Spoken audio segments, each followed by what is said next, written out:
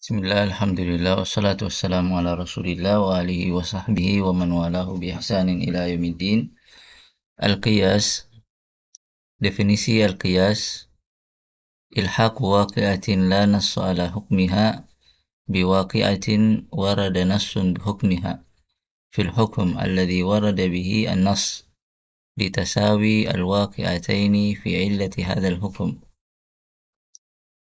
Menyamakan hukum sebuah masalah tidak ada tetapan dalilnya yang kemudian diistilahkan dengan istilah masalah cabang. Dengan hukum masalah lain telah ada ketentuan hukumnya dalam Al-Quran dan Sunnah. Diistilahkan dengan sebutan masalah asal.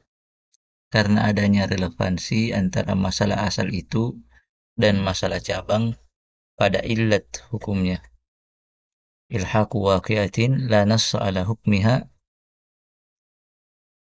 biwaqi'atin warada nassun bihukmiha fil hukum alladhi warada bihi an-nassu litasawi al-waqi'ataini fi illati hadha al-hukum.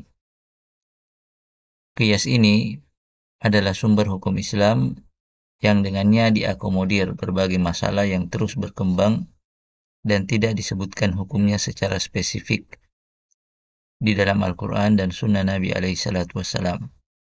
Contohnya adalah minuman khamar. Secara spesifik disebutkan dalam Al-Quran tentang status hukumnya yaitu haram. Dan disimpulkan oleh ulama bahwa illat hukum dari tetapan hukum tersebut yaitu bahwa khamar adalah jenis minuman yang dapat memabukkan.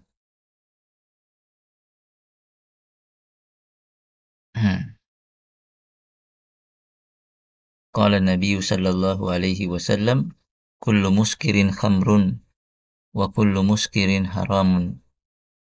Wa man shariba al-khamra fid dunya famata wa huwa yudminuha lam yatub lam yashrabha fil akhirati. Nas'alullah as-salamu wal afiyah.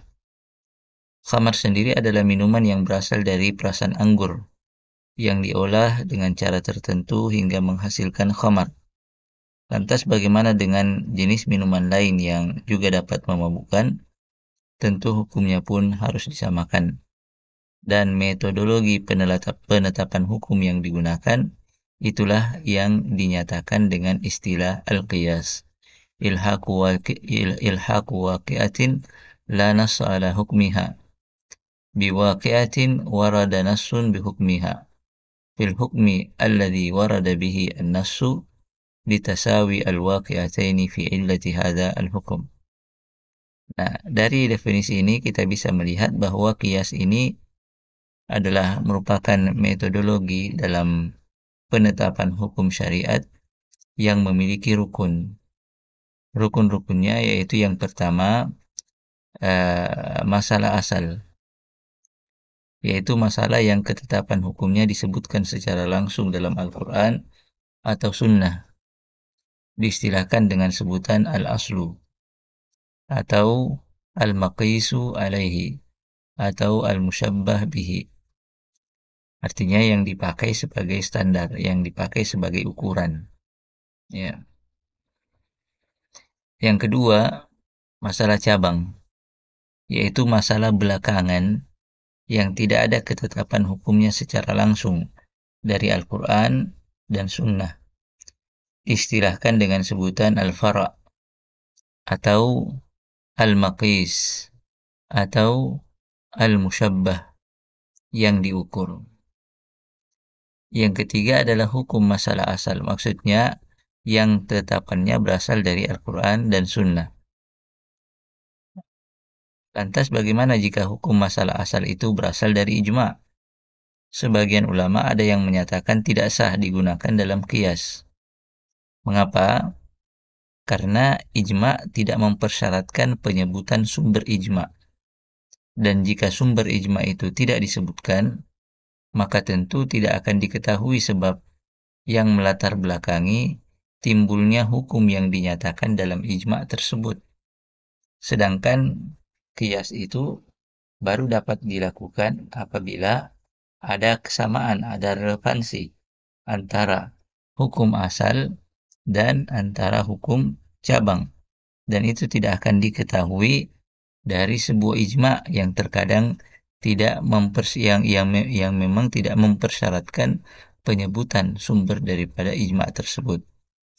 Sebagian lagi menyatakan bahwa sah menjadikannya sebagai atau sah menjadikan hukum masalah asal yang bersumber dari ijma sebagai satu dari rukun qiyas.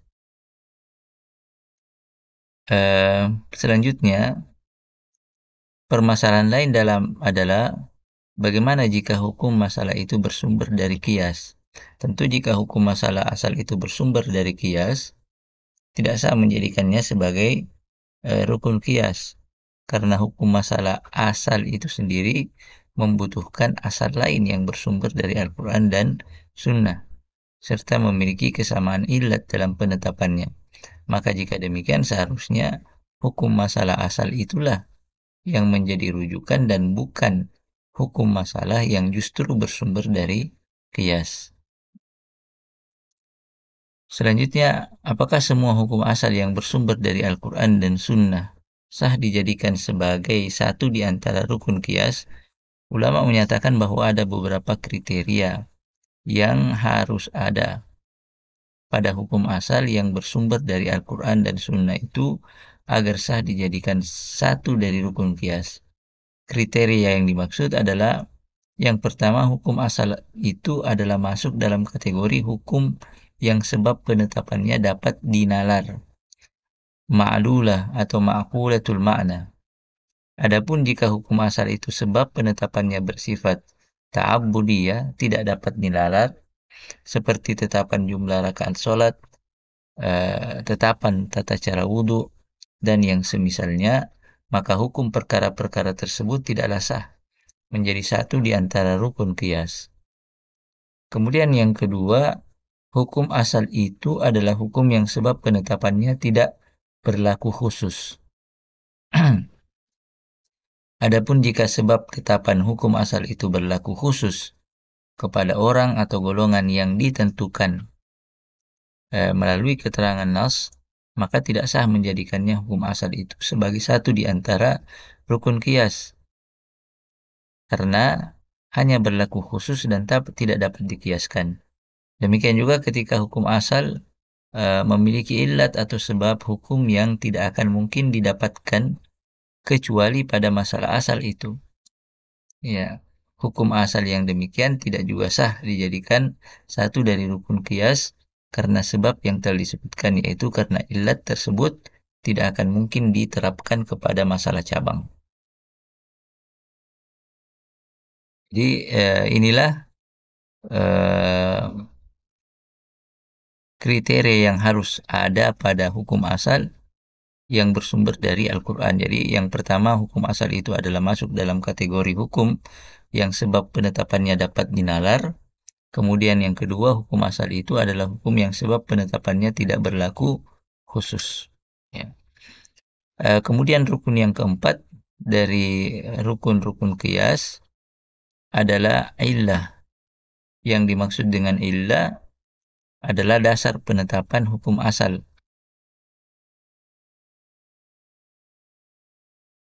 Jadi hal yang dijadikan sebagai dasar penetapan hukum asal bersumber dari Al-Quran dan Sunnah. Illat inilah yang selanjutnya dijadikan dasar penetapan hukum dari sebuah masalah cabang, yaitu dengan merujuk kepada masalah asal yang memiliki kesamaan illat dengan masalah cabang tersebut. Contohnya hukum minum khamar, sebagaimana yang tadi telah disebutkan, adalah haram. Rasulullah Shallallahu Alaihi Wasallam bersabda, "Kullu muskirin khamrun wa kullu muskirin haramun." Setiap yang memabukkan adalah khamar dan setiap yang memabukkan itu adalah haram. Dari keterangan ini disimpulkan oleh ulama bahwa illat pengharaman khamar adalah karena minuman itu memabukkan. Demikianlah illat ini dijadikan dasar pengharaman jenis minuman lain yang memiliki illat yang sama, yaitu memabukkan, bahwa jenis minuman itu pun dinyatakan berstatus hukum haram. Ya. Ilat ini diistilahkan juga dengan beberapa peristilahan lainnya, yaitu manatul hukum, as-sabab, dan al-imarah. Pembahasan tentang rukun yang keempat ini, ilat, akan diuraikan secara panjang lebar pada kesempatan yang lain, insya Allah.